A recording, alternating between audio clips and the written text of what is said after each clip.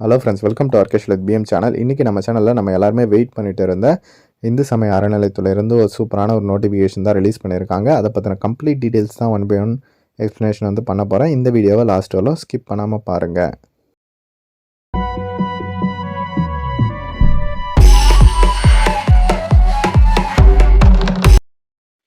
Okay friends, first முக்கியமான போஸ்ட்டுகள் வந்து பார்த்துடலாம். இதில் வந்து என்ன சொல்லியிருக்காங்க அப்படின்னா, தட்டச்சர் போஸ்ட் வந்து இருக்குது. அதாவது டைப்ரைட்டர் போஸ்ட்டு. இதுக்கு வந்து 10th வந்து பாஸ் பண்ணியிருந்தாலே போதுமானது.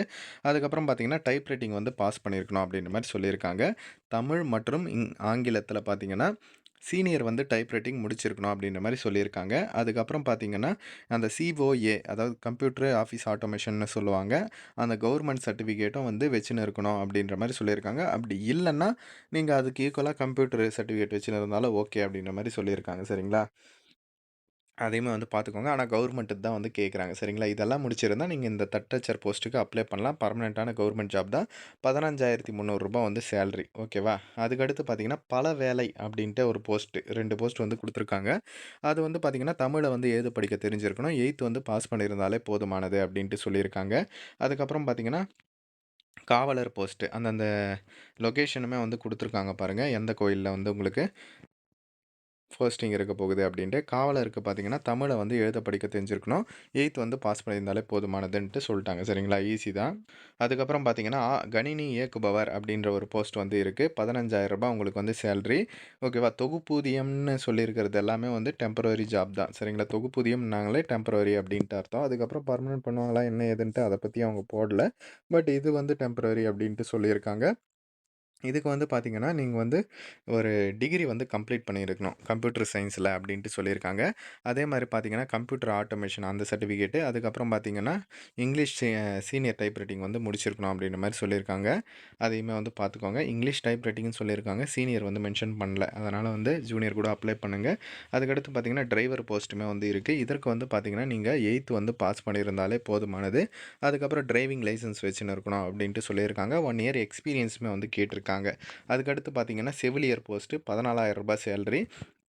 இதற்கு வந்து பார்த்தீங்கன்னா, நீங்க வந்து நர்சிங் வந்து முடிச்சிருக்கணும் அப்படின்ட்டு சொல்லியிருக்காங்க. அதுக்கப்புறம் பார்த்தீங்கன்னா, செவிலியர் அல்லது பேறுகாவல செவிலியர் அப்படின்ற ஒரு சர்டிஃபிகேட் வந்து வச்சுன்னு இருக்கணும் அப்படின்ட்டு சொல்லியிருக்காங்க. அதுக்கப்புறம் சித்த மருத்துவர் போஸ்ட் இருக்குது. சமய பிரசங் கோயில் ரிலேட்டடாகவும் போஸ்ட்டுகள் வந்து இருக்குது. அதுக்கப்புறம் நாதஸ்வரம், துப்புரவாளர் போஸ்டிங்கு.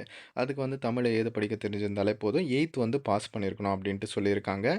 அதுக்கப்புறம் பார்த்தீங்கன்னா, கூர்க்கா போஸ்ட்டு, இரவு காவலர், மிருதங்கம், புஜங்கம், வேதபாரண்யம், குடைக்காரர் இந்த மாதிரியான போஸ்ட்டெல்லாம் வந்து இருக்குது. இதுக்கெல்லாம் பார்த்தீங்கன்னா, பெரும்பாலும் அந்தந்த போஸ்டிங் ரிலேட்டடா வந்து ஆல்ரெடி தெரிஞ்சிருக்கணும் அப்படின்ட்டு சொல்லியிருக்காங்க. இதுக்கு வந்து அந்தந்த இசைப்பள்ளிகள் வந்து இருக்கும். இந்த புஜங்கம், மிருதங்கம், நாதஸ்வரத்துக்கு எல்லாத்துக்குமே. அதில வந்து படிச்சிருக்கணும் அப்படின்ட்டு சொல்லியிருக்காங்க. அதுக்கப்புறம் மினிமம் வந்து நீங்க தமிழ வந்து எழுத படிக்க தெரிஞ்சிருந்தாலே ஓகே அப்படின்ற மாரி சொல்லியிருக்காங்க. சரிங்களா? ரொம்ப வந்து ஒரு முக்கியமான நோட்டிஃபிகேஷன் தான். இந்த போஸ்டிங்க்கெல்லாம் பார்த்தீங்கன்னா, நீங்க நவம்பர் 5ஆம் தேதி வரலும் விண்ணப்பிச்சுக்கலாம். அப்புறம் இதற்கான ஏஜ் லிமிட் பார்த்தீங்கன்னா, 18 வயசுலேருந்து 35 வயசு வரலும் இருக்கிறவங்க தாராளமா வந்து விண்ணப்பிச்சுக்கலாம் அப்படின்ற மாரி சொல்லியிருக்காங்க. இதற்கான அப்ளிகேஷன் ஃபார்ம் பார்த்தீங்கன்னா, நேர்ல வந்து போய் வாங்கிக்கணும் அப்படின்றத மாரி சொல்லியிருக்காங்க. இந்து மதத்த சேர்ந்தவங்க தான் வந்து இதற்கு விண்ணப்பிக்க முடியும். இது எங்கேருந்து ரிலீஸ் பண்ணியிருக்காங்க அப்படின்ட்டு பார்த்தீங்கன்னா, நம்ம திருத்தணி கோயில் இருக்கு பார்த்தீங்களா, ராணிப்பேட்டை மாவட்டத்தில, அங்கிருந்து தான் வந்து ரிலீஸ் வந்து பண்ணியிருக்காங்க. பாருங்க, உங்களுக்கு சூட்டபிளா இருக்கிறவங்க அப்ளை பண்ணுங்க. இதனோட லிங்க்கும் நான் டிஸ்கிரிப்ஷனில் கொடுக்குறேன். அது மூலமா நீங்க செக் பண்ணி நோட்டிஃபிகேஷன் எல்லாமே ஒரு வாட்டி நீங்க வந்து படிச்சுக்கலாம். ஓகேவா? யார் யார் என்ன போஸ்ட்டுக்கு எலிஜிபிளோ அந்த மாரி நீங்க தாராளமா வந்து அப்ளை பண்ணிக்கலாம். இதில ஏதாச்சும் டவுட் இருந்தா கமெண்ட் செக்ஷன்ல வந்து சொல்லுங்க. இத வந்து மஸ்ட்டா உங்க ஃப்ரெண்ட்ஸ் அண்ட் ஃபேமிலி குரூப்லயுமே தெரியப்படுத்துங்க. தேங்க்ஸ் ஃபார் வாட்சிங் ஃப்ரெண்ட்ஸ்.